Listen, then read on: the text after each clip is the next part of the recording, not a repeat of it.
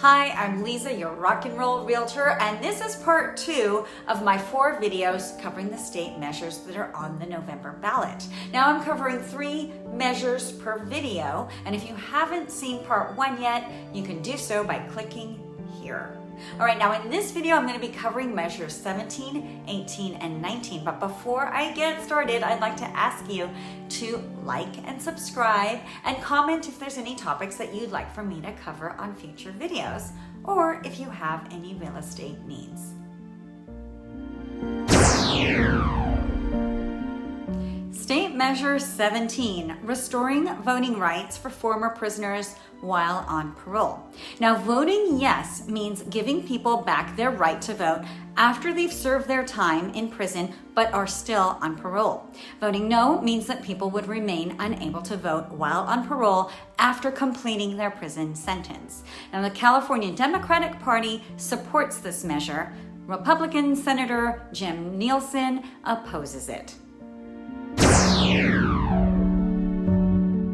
State Measure 18 allows 17-year-olds to vote. Now, voting yes on this measure allows 17-year-olds to vote in the primary and special elections if they will be turning 18 by the next general election. Now, Washington, D.C. and 18 other states already practice this. People who support this are the California Democratic Party, who say it will motivate young people to become lifelong voters.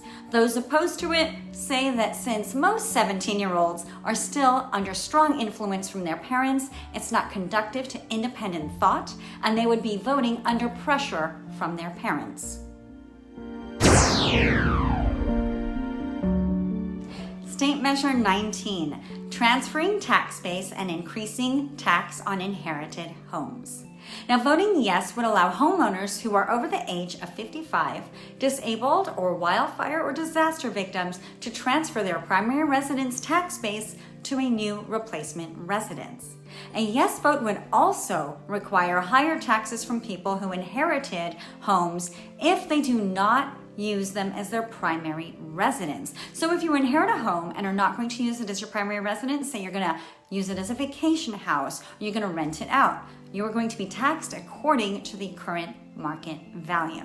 Now, voting no means that if seniors sell their home and buy a new home, they will have to pay the current market value on their property tax for their new home, and they will not be able to carry over their low property tax from their previous residence. Now, supporters of this measure say it allows seniors to sell their home, to downsize, or to do whatever they want to do without increasing their property tax. Now, those opposed say it would increase the tax on inheritance so high that families would not be able to afford keeping their family homes.